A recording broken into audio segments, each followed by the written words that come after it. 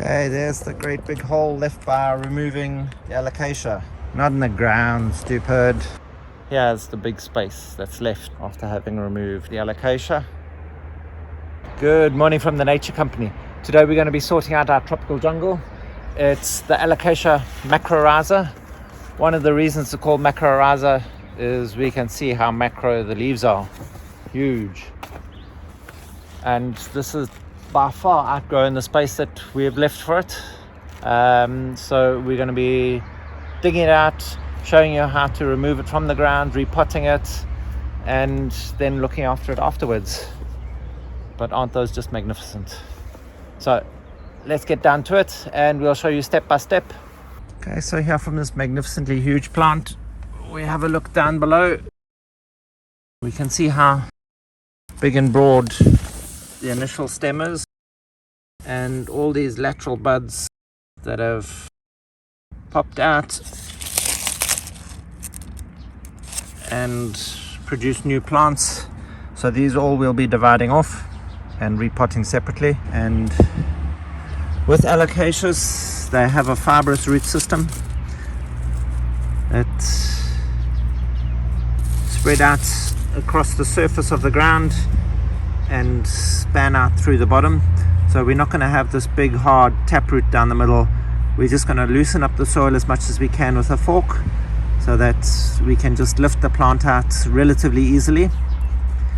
We don't have to worry about keeping any soil attached to the roots because these have got vast water storage systems in of themselves, and we're going to be cutting off a lot of the leaf volume so that there's not too much transpiration that's going to happen to put the plant into too much stress. And now to be able to get in around the plant, we're going to have to remove the leaf volume already, just to make it easier to work with, and we're going to have to remove it later anyway. So let's just get it done now. And our trusty kitchen knife. Shh, don't tell the kitchen. And it's as simple as water. So we see how easily it can go through, and it's quite fun to do. So we can just go through checking which leaves we want to take off.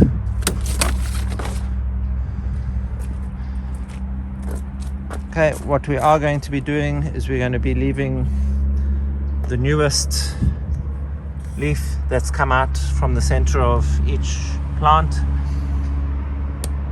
and we'll remove the oldest ones. Okay. We can leave the 2 leaves onto that single plant, and with our great big giant plants here, so easy. We can already see the plant is becoming loose.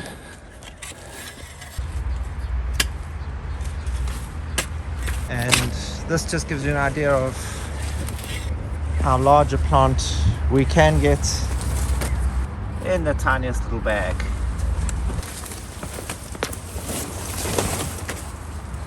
There we go. We see how relatively small the actual root system is compared to the actual plant itself. Most of the water storage is done in the stem of the leaves. These we're just going to divide up nicely now and get ready to repot. So again, with our trusty kitchen knife, we're just going to look in to the base where they're connected and just push our knife in and see how easily it separates.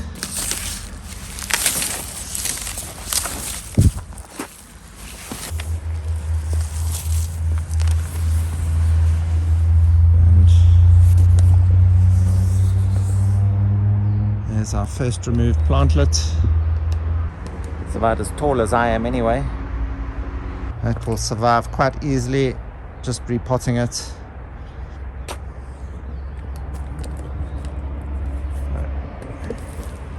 Let's just go in and remove. You can see here where it joins in to the main stem.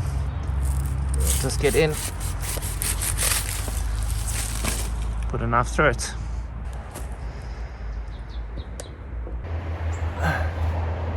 We can see how ginormous this is.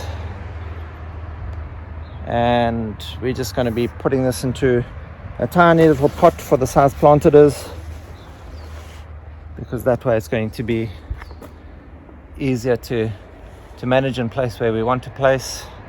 And as you can see, the root system, it doesn't necessarily need a large volume of soil or space to fill up. So now for this giant plant, we're going to be putting it into this 42 centimeter planter. We've got this amazing soft aerated potting soil that we're going to be using. It's got a lot of organic material in it. It's going to allow for the air spaces so that the roots can breathe easily. It's going to allow for good drainage, and we've added some vermicompost in, and that's just to give it some good nourishment to keep it growing. Just pick it up, dump it on the pot, and fill it with media. As easy as that, really.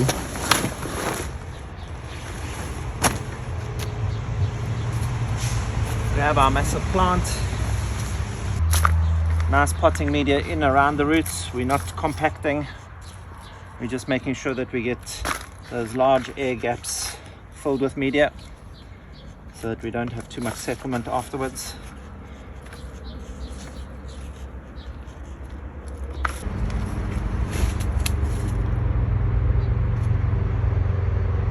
There we go.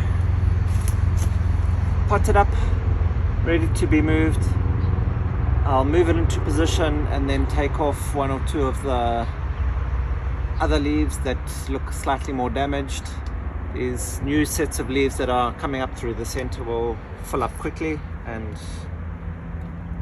make the plant look like it's been there forever.